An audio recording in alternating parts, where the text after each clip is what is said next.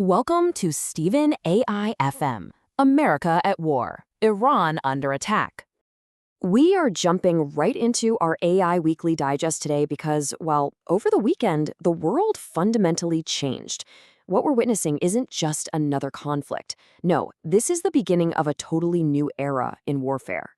In one single, incredibly coordinated strike, Iran's supreme leader was killed. But it wasn't just him. 48 other members of the absolute top leadership were taken out at the same time. Just think about that. 49 key figures. Gone. In an instant. So you have to understand, this was not just another bombing run. This was a live fire demonstration of our AI-driven future. A precision-guided decapitation strike, powered entirely by algorithms. So let's break down exactly how this happened. The whole operation unfolded with just terrifying speed.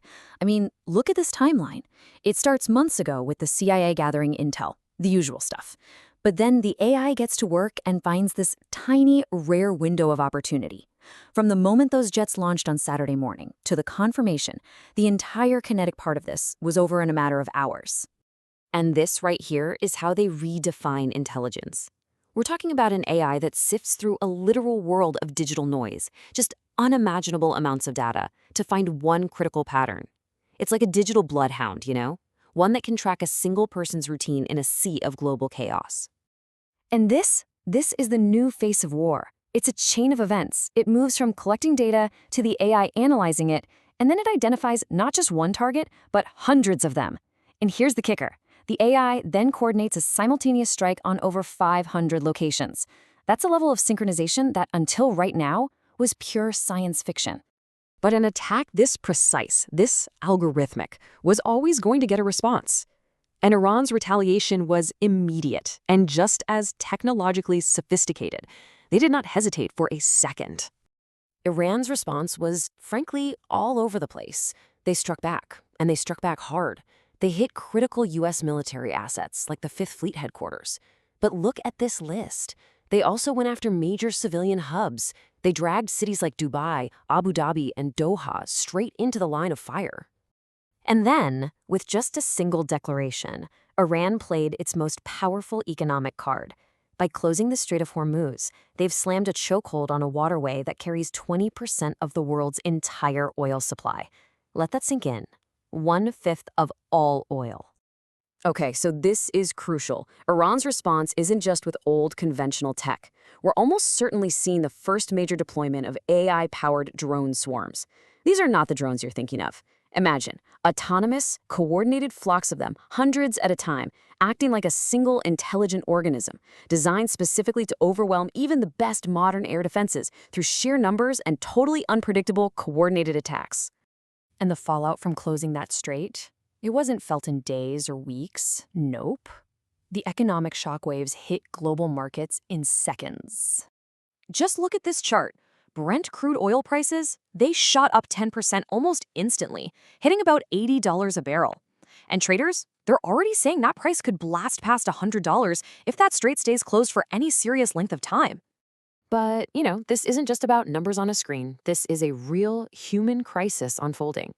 All regional flights are canceled. Thousands of international travelers are just trapped. Can you imagine being one of the 20,000 Irish citizens there, being told to just shelter in place because your government has no immediate plan to get you out?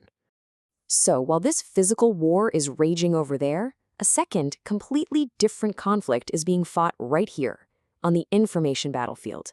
It's a war for public opinion, both at home and around the world. And right here at home, there's a huge disconnect. The administration is vowing to keep these operations going for up to 4 weeks, but this chart says it all. Only 1 in 4 Americans is actually on board with this. That means 3/4 of the country is either against it or, at the very least, deeply unsure. The rest of the world is just completely divided. You've got your traditional adversaries, Russia and China, calling it murder.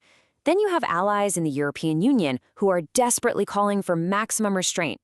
For everyone to just calm down. But that de-escalation, right now, it just isn't coming. There is no consensus here. So where does all this leave us? The fallout from this single strike. It really forces us to ask a fundamental question about the future that we're all building. Because we must not forget the horrific human cost. In the middle of all these strategic strikes, we're getting reports of catastrophic civilian casualties.